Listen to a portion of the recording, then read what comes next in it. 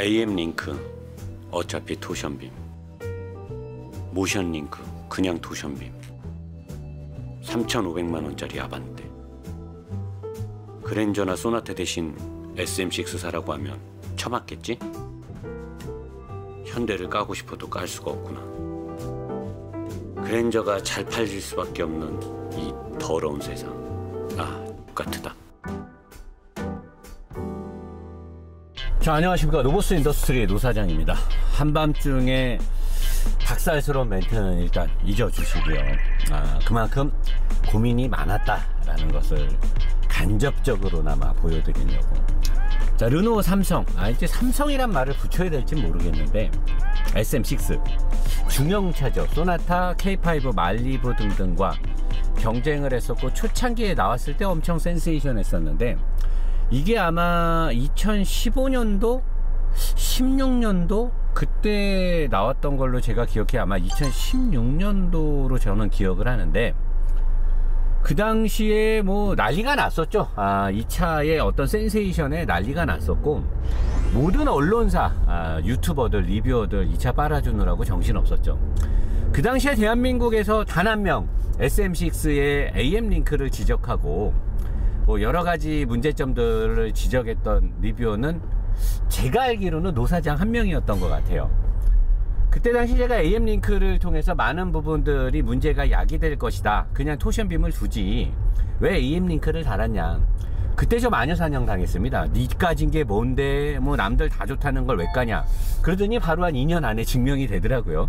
SM6의 AM-링크의 문제점들이 지적이 됐고, AM-링크의 가장 큰 문제점은 차륜 정렬, 얼라이먼트의 어떤 차량 세팅이 잘 돼 있는 걸 인위적으로 뒤에 토션빔 쪽에 링크를 걸어서 어떤 토잉 캠버 캐스터에 관련된 주행 데이터가 변화를 갖게 되면서 차를 좀 오래 타면 얼라이먼트 값이 틀어지고, 타이어가 뭐 바깥쪽이 달거나 안쪽이 달거나 토잉 값이 변하고, 이런 것들 때문에 굉장히 좀 많은 문제가 사회적으로 야기가 됐던 걸로 저는 알고 있습니다. 그리고 AM-링크가 우리나라에서 저는 두 가지를 설명을 했죠. 그 당시에 르노, 삼성 측에서 3천만 원이 넘는 중형차를 파면서 토션빔이라는 이름을 쓰기 싫어서 그래서 AM-링크를 추가적으로 달았을 수도 있고, 또 하나는 우리나라에서 중형차가 80km 간선도로, 올림픽대로 간병북로라든가 뭐 간선도로라든가 고속도로 100, 110, 120을 달릴 때 가장 좋은 승차감을 내기에 사실 AM-링크는 토션빔의 단점을 보완해 줄 수는 있었죠.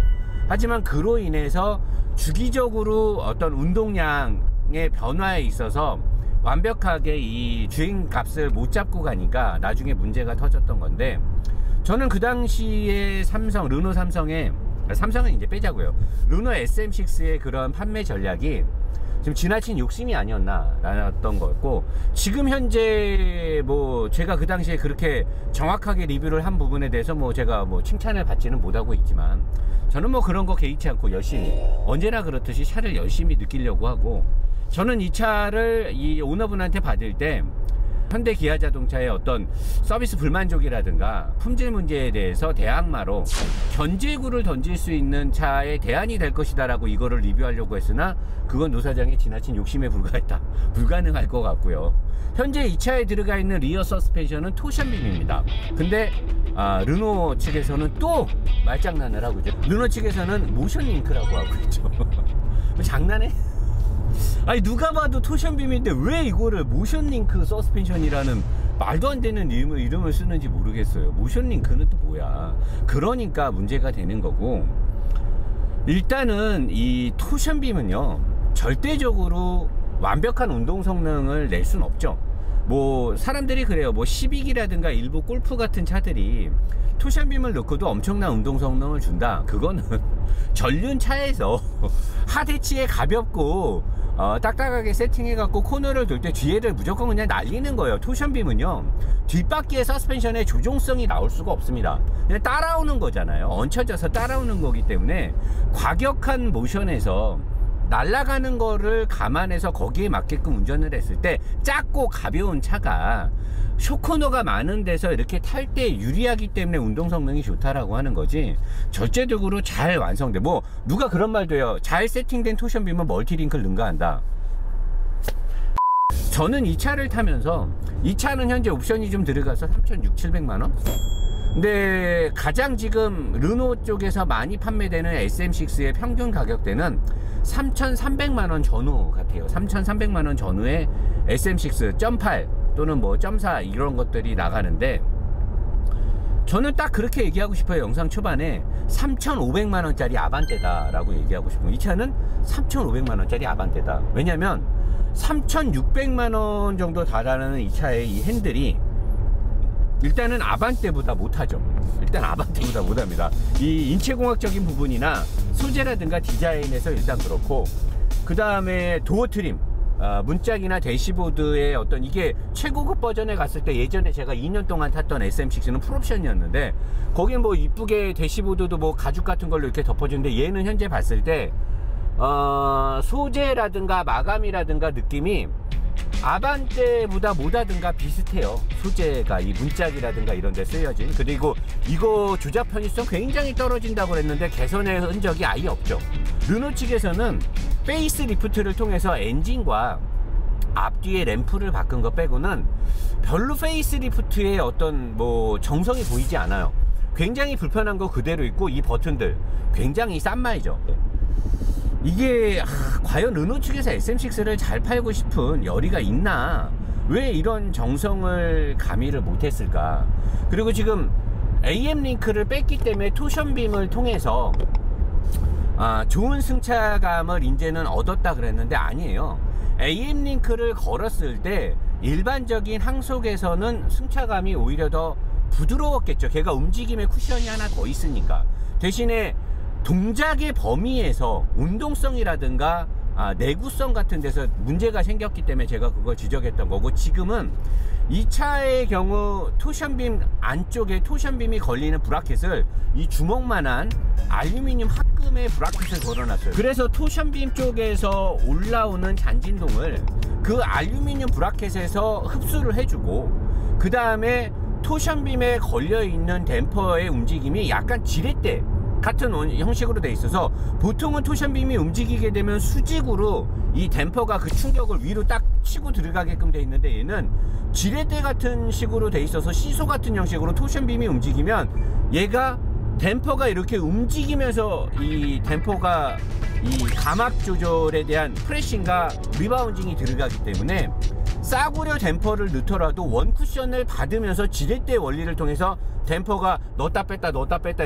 그래서 뒷바퀴의 승차감이 이런 데를 일반적으로 달릴 때는 알루미늄의 브라켓과 지렛대 원리로 움직이는 대각선으로 설치한 댐퍼 때문에 승차감이 뒷바퀴에서 올라오는 게 일반적인 저렴한 차들의 토션빔하고는 약간 다르게 느껴져요. 근데 그것 때문에 앞바퀴 쪽에 설치되어 있는 맥퍼슨 스튜럿의 스틸 로우암에다가 피봇의 위치가, 민성아 사진 1, 2, 3 빡빡빡 피봇이 다 볼 방식으로 체결이 돼 있단 말이에요.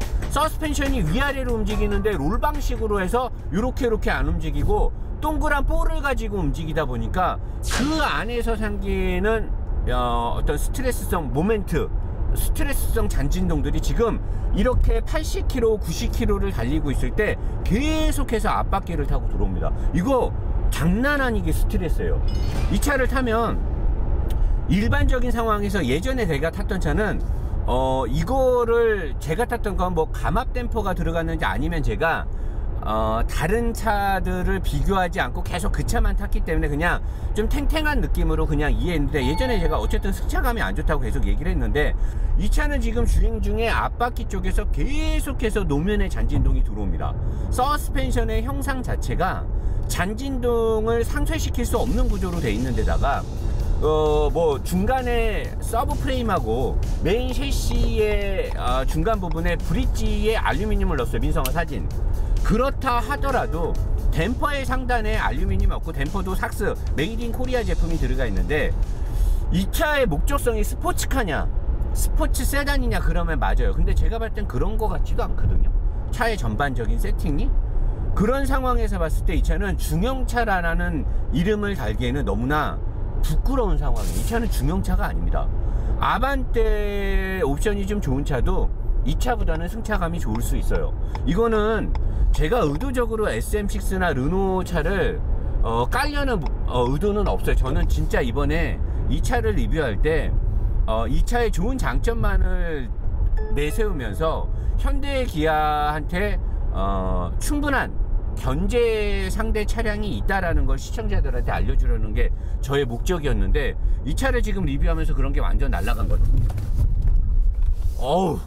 그래도 타이어가 좀 괜찮아 갖고 잘 버티려고 하는데, 이렇게 따지면 이 차가 목적성이 스포츠 세단에는 어느 정도 있지 않느냐. 근데 저는 그렇게 보지는 않아요.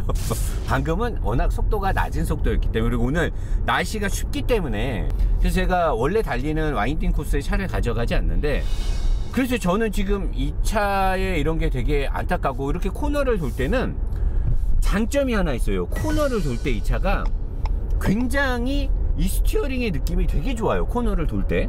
왜냐면 여기에 들어가 있는 렉 타입의 이 스티어링 시스템, 렉 타입이 들어가 있어요. 렉 타입의 스티어링 시스템이 현재 들어가 있고요. 그리고 이 차는 바퀴가 이렇게 좌로 왼쪽으로 오른쪽으로 돌 때 서스펜션의 구조가 이 너클함이 바퀴가 좌우로 돌 때 굉장히 부드럽게 대응을 할 수 있는 피봇의 위치가 있죠. 요거는 하체 오리기를 한번 보고 가실까요? 자, 지금 노 사장이 얘기하는 회전의 부드러움, 어쩌면 이 차의 하체 리뷰에서 가장 꼬실 거예요. 가장 장점이면서 가장 약점인데, 자, 여기가 동그랗게 들어가 있죠. 여기도 지금 동그랗게 돼 있어요. 자, 회전을 할 때 부드러운 느낌을 준다 뭐냐, 얘가 회전을 할 때 바퀴를 딱 틀면 여기서 일단 이렇게 꺾이죠. 여기서 꺾이는데 이 전체가 양쪽 바퀴가 지면하고의 마찰 저항이 있기 때문에 얘가 움직임을 받을 수밖에 없는데, 보통의 다른 차들은 이쪽이든 둘 중에 한 군데를 롤 방식을 써서 여기에 핀을 꽂아서 위아래로 움직일 때 강인함, 수직에 대한 움직임의 강성을 확보하고, 한쪽은 이렇게 볼 방식을 써서 자유도, 서스펜션이 움직일 때, 회전을 할 때, 이럴 때 자유롭게 어느 정도의 각도에 대한 범위를 흡수할 수 있게끔 하는데, 혼다 어코드라든가 뭐 쉐보레 일부 모델들은 강하게 하기 위해서 여기 둘 다 여기다 롤을 집어넣죠. 롤을 집어넣어서 여기도 막대기를 찌르고 여기를 막대기를 찔러서 완벽하게 얘는 수직으로만 움직이게 하고, 회전에 대한 것들은 여기다 줘요. 그런 차들은 스포츠성은 강해지나 회전할 때 부드럽지가 않은데, 얘는 오로지 회전의 부드러움만을 준 거죠. 그럼 얘가 위아래로 움직일 때 여기에 안에 들어있는 부시의 어떤 쿠션만으로 움직이는 건데, 요거는 시내에서 가볍게 요리조리 다닐 때는 지금 노 사장이 얘기하는 것처럼 굉장히 부드럽겠지만, 강인함을 요구하거나 완벽하게 조종성, 스포츠성, 완벽하게 어떤 1mm의 오차도 허용 안 하는 움직임에 있어서는 얘는 아예 불가능한 거죠. 이게 지금 제가 말하는 부드러움의 원천지예요. 여기가 원천지. 그 천지가 아니고, 여기에서부터 부드러움이 시작되고, 여기서부터 이 차가 스포츠성을 망했다라고 볼 수 있는 시작점이라고 볼 수 있는 거죠. 다시 차로 가겠습니다. 보셨죠? 그렇기 때문에 얘가 이렇게 핸들을 돌릴 때, 그리고 일반적인 상황에서 차선을 변경하러 갈 때 이렇게 돌릴 때 보면 앞바퀴가 노면을 잡고 가는 느낌이나 운전자가 느껴지는 체감에서는 굉장히 부드러움을 줍니다. 근데 이거를 굉장히 중요시하는 사람들이 그렇게 많지 않아요. 그리고 이거를 주도적으로 느끼는 사람도 많지 않습니다. 그래서 이 장점은 묻히게 되는 거죠. 이게 사실 장점인데 묻히게 되는 거고, 이 장점은 이 맥퍼슨 스트럿의 피벗을 볼 방식으로 다 체결한 게 단점이 더 많기 때문에 단점 앞에 한없이 무너질 수밖에 없는 상황이고요. 그리고 지금 이 차의 또 더 큰 단점은 뭐냐면, 얘가 0.6 엔진일 때 190마력인가 그랬을 거예요. 195마력인가? 지금 225마력 약 0.8로 바뀌면서 30마력 정도가 올라가고 토크도 좀 올라갔는데, 섰다가 출발을 할 때 어떤 상황에서도 부드러운 출발을 못합니다. 전에 0.6 엔진일 때는 출발을 할 때 여기 들어가 있는 7DCT 습식 다판을 이용하는 이 DCT 미션이 출발할 때 변속의 로직을 1단에서 부드럽게 연결을 해줬는데, 얘가 지금 아까 제가 엔진을 얘기를 안 했구나. 엔진도 지금 잠깐 보고 가실까요? 이왕 나온 김에 보고 가시죠. 엔진 잠깐 보고요. 자, 지금 하체 엔진을 보자라고 화면이 전환이 됐는데요. 사실 설명할 게 없어서 왜냐면 이게 페이스리프트를 통해서 엔진이 뭐 .6에서 .4로 또는 .8로 두 가지로 베리에이션이 나눠지고 LPG가 들어가고, 그 다음에 앞뒤에 램프류가 살짝 바뀌었죠. 그거 외에는 사실 과거에 있던 .6 엔진에 비해서 얘가 주도적으로 바뀐 게 별로 없어요. 그래서 제가 설명할 게 별로 없는데, 제가 아마 달리면서 이 엔진이 약간 뻥마력이지 않느냐라고 의심하는 부분에 뭐 때문에 좀 그런 말을 하냐면, 일단 얘가 직분사고요. 여기에 터보가 있는데 0.8에 터보를 걸어서 스프롭을 얼마나 하는지 모르겠는데 225마력에 토크 30이면 그렇게 대단한 것도 아니지만 사실 솔찬히 힘은 나오는 편인데, 막상 달려보면 그렇게 힘이 세지는 않아요. 그래서 저는 반응성 때문에 일로 들어가는 흡기의 관을 좁게 만들어서 최대한 길이를 짧게 만들었죠. 터빈까지 가는 길이를 짧게 만들었고, 스프럽된 과급된 흡기 쪽으로 들어가는 게 일로 이렇게 가서 전치식 인터쿨러를 통해서 다시 일로 와서 들어가는데 굉장히 단순해요. 구조가 단순하고, 과거부터 써왔던 전륜 베이스의 터보를 묶었던 회사들의 낮은 배기량의 터보들의 어떤 그 리스폰스, 엔진의 반응성을 위주로 한 세팅을 했기 때문에 사실 훗발에서 막강한 힘이 나오기란 좀 어렵습니다. 그래서 0.8 터보를 넣어서 출력을 올렸지만 크게 이게 뭐 기대한 영향을 주는 부분은 별로 없고, 대신에 마음에 드는 건 엔진의 블럭과 미션, 그 다음에 마운트 세 곳이 있는데 대부분 다 이렇게 알루미늄이 대거 적용이 돼서 엔진의 잔진동을 잡아주는 거에서는 혁혁한 공을 세우고 있습니다. 그리고 여기에 이제 배터리 그 스타뱅고가 들어가니까 열받을까봐 여기도 배터리를 식혀주는 게 들어가 있고, ECU가 아마 이 옆에 들어간 것 같아요. ECU 옆에 들어가고 미션 쪽에 TCU가 붙고, 그 다음에 터빈 뒤에 ABS 모듈이 있는데 모듈이 열받지 말라고 플라스틱을 대놨어요. 이것도 되게 의아해요. 제가 지금까지 자동차 리뷰를 하면서 배기라인에 관련된 근처에 이렇게 플라스틱 판을 둔 건 처음 봤는데, 원래 저기가 이제 단열판이 들어가야 되는데 저게 있는 거고, 차체는 어디에도 알루미늄이 없죠. 그리고 차체 구조도 굉장히 단순하게 옛날 차 방식을 쓰고 있어요. SM6가 디자인도 참 멋있고 다 좋은데, 요즘에 현대자동차, 기아자동차 3세대 플랫폼 들어가고 뭐하고 이렇게 주도적으로 바뀌고 있는 가운데 이 옛날 플랫폼을 이렇게 계속 고수하면서 가는 게, 물론 페이스리프트에서 플랫폼을 바꿀 이유는 없죠, 제조사가. 근데 지금은 상당히 이 옛날식 플랫폼이 경쟁력이 많이 떨어지고 있지 않느냐. 일단은 여기서 제가 하체 우리기를 더하면 더할수록 SM6가 불리해져요.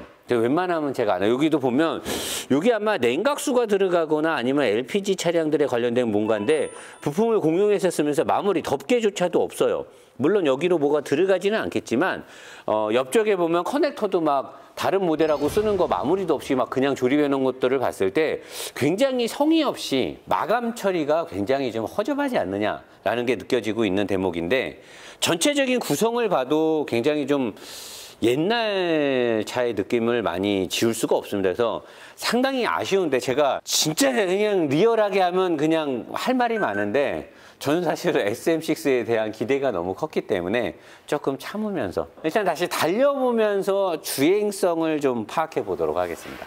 자, 엔진에서 제가 지금 얘기했듯이 이 엔진은 초기 응답성을 굉장히 좋게 해놨어요. 그렇다고 훗발에서 뭐 막 떨어지진 않아요. 전반적으로 225마력과 30의 토크는 꽉 차게 잘 나오고, 엔진이 구형이기는 하지만 전반적으로 엔진을 알차게 세팅을 잘 해놨어요. 근데 여기서 나오는 초반의 응답성을 좋게 하기 위해서 만들어 놓은 이 엔진의 토크와 마력이 초반에 미션에 들어갈 때 1단에서 이거를 지금 못 받아줘요. 그래서 정차했을 때 출발을 하면 어떤 상황에서도 부드러운 출발이 안 돼요.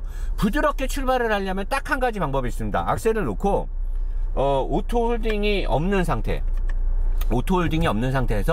지가 이렇게 출발을 붙여서 갈 때 이제 악셀을 밟으면서 가면, 그때는 출발을 할 때 이렇게 하는 게 없어요.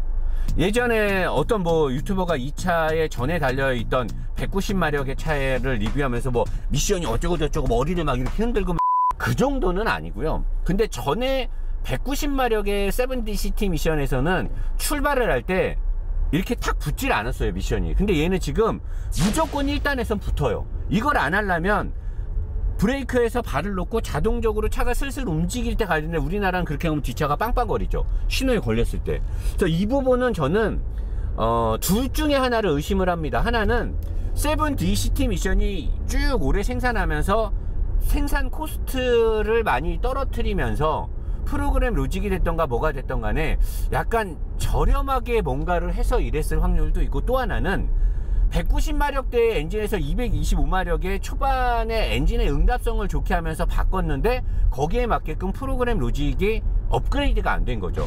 그래서 지금 이런 느낌을 주지 않을까 저는 상당 부분 의심이 되고요. 이런 데서 코너를 돌아갈 때 보면 핸들이 굉장히 부드럽게 돌죠. 이거는 지금 앞바퀴 서스펜션의 구조적인 특성 때문에 굉장히 부드러운 느낌을 줘요. 이거는 되게 좋아요. 근데 이게 빛을 발하기에는 너무 어렵고, 이제 일반적으로 살살 달리면서 과속 방지턱을 중간중간 이렇게 넘고 이럴 때 보면 뒤에는 여지없이 토션빔으로 날아가고요. 탱 하고 아무리 알루미늄의 브라켓을 설치했다 하더라도 날아갈 수밖에 없어요. 날아가고요. 이렇게 약간 울퉁불퉁한 곳을 이렇게 가면 앞바퀴나 뒷바퀴를 통해서 전달되는 잔진동들은요, 이거는 진짜 용서할 수 없는 이건 중형차가 아니라 준중형차급인 뭐 도요타 코롤라나 그 다음에 뭐 현대 아반떼, 기아 K3 뭐 이런 차들하고 비교를 해야 되는 상황이에요. 그래서 나는 SM6가 이번에 새로 나오면서 AM링크에 안 좋았던 것들을 좀 보완하면서 판매가 좀 되지 않겠느냐 라고 기대를 했고, 내가 리뷰하면서 그런 부분들을 주도적으로 잘 살리려고 했는데, 사람들이 이 차를 타보면 일단은 뭐 잔진동에서 아마 마탱이가 갈 거예요. 사람들이 마탱이가 가고, 오리지널 토션빔으로 오면서 댐퍼라든가 스프링이라든가 그 다음에 댐퍼의 브라켓이라든가 앞 서스펜션의 로우암의 소재라든가 앞 서스펜션의 댐퍼, 이런 것들을 업그레이드를 해야 되는데 3,000만원대, 이게 비싼 옵션 다 넣고 넣으면 한 3,800~900까지 갈 텐데, 이런 차를 이 정도의 설계공학에, 이거 완전히 싼마이 설계공학이거든요. 왜냐면 르노의 소형차 플랫폼을 그대로 연장해서 지금 사용하고 있는 거기 때문에 전체적인 플랫폼의 강성이 뭐 기가파스텔이 높아서 뼈다구가 튼튼하고 어쩌고는 사고가 나서 뼈다구가 이렇게 뭐 망가지지 않는 이상은 그거 누가 알겠습니까? 알 수가 없는 부분인데, 그러다 보니까 지금 이런 상태에서 3,000만원대의 중형차를 판다? 잘 팔릴 수가 없죠. 팔리겠습니까? 저 같아도 안 사죠.